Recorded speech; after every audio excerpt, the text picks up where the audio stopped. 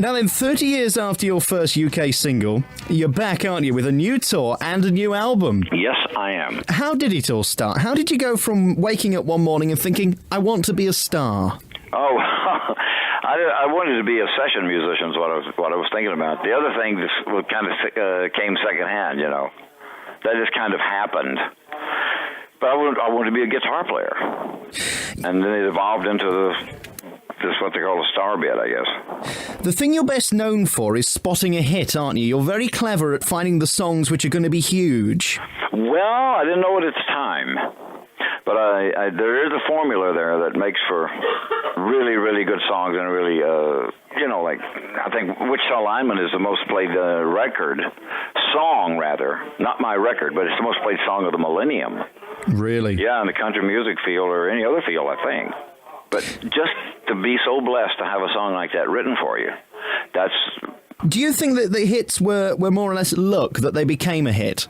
That is another thing. Like the hook on Southern Nights, for instance. That's a great hook. The hook on now I can't think of Wichita Lineman with what Jimmy Webb did on his organ that he had in his house. That was so wonderful. Galveston is they're just good songs, Alex, and I think that's why they were hits. I had no idea they would be when I recorded them. I just cut them because I really liked what the song said. Did you have a musical upbringing? Oh, yes. Mom, Dad, and everybody played. Not study, not playing, you know what I mean? Yeah. Not reading or anything like that. It was just playing the guitars and the mandolins and the banjos, you know. What age did you start playing a guitar?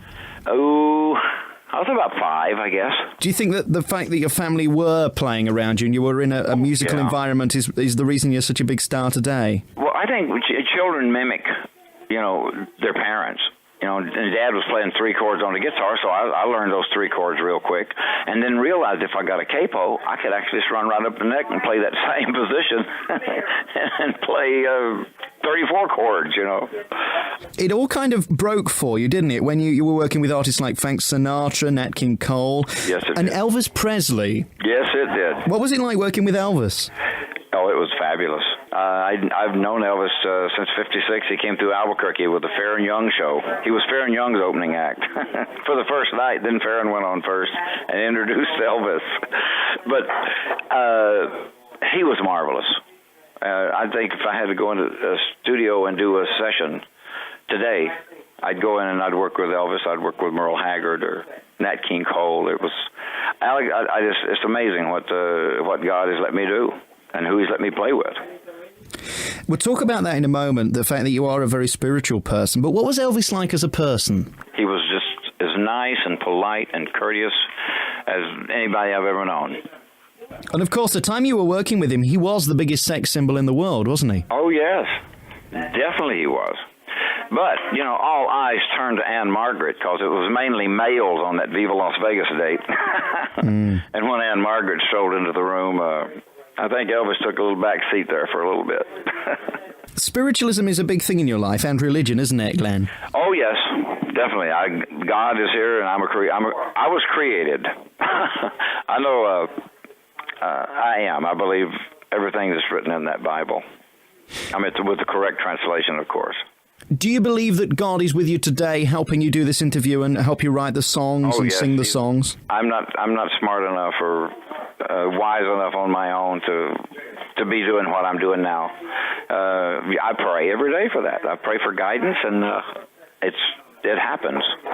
In 1967, it kind of all began to happen, didn't it? In July, you released a song which would become the most played in history of country music, Gentle on My Mind. Well, I think it's a tribute to John Hartford's great writing. To say you're gentle on my mind, that's why I cut it. I heard John's record on the radio. Really? And then I cut it, and then Capitol, the head of Capitol then, Ken Nelson, he took that and released it immediately. He said, "Glenn, I love this song so much," and he put it right up in the charts, I don't know how you feel about this, but I think country music is the new rock and roll, isn't it? I mean, it is so huge now. It is.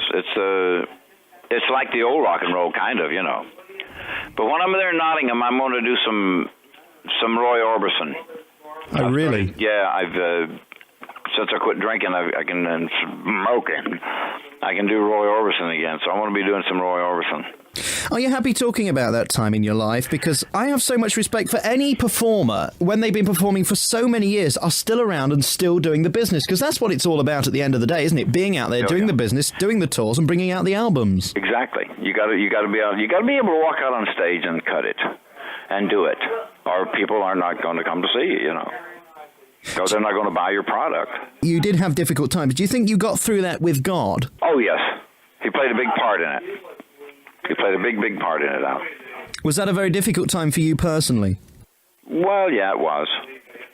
But he got me through it, so that's great. Do you think it makes you a better person? I would think so. I'm definitely a better person now than I was then. That's for sure. You're up there with the Frank Sinatras, Nat King Coles, and Elvis Presleys. Does that put a lot of strain on you as a person? No, not anymore. I just go out and play and do what I do, and however the chips fall, that's where they fall. But I am actually blessed with all of that. We're on a public phone here in the bar, and they have a reception. Can you believe that? Really? How many times have you toured before? I've been over here around probably 19 times. I love touring England and Scotland and Ireland. That's my favorite place to tour. Glenn, it's been absolutely great talking to you. Thank you so much. Thank you for taking the time today.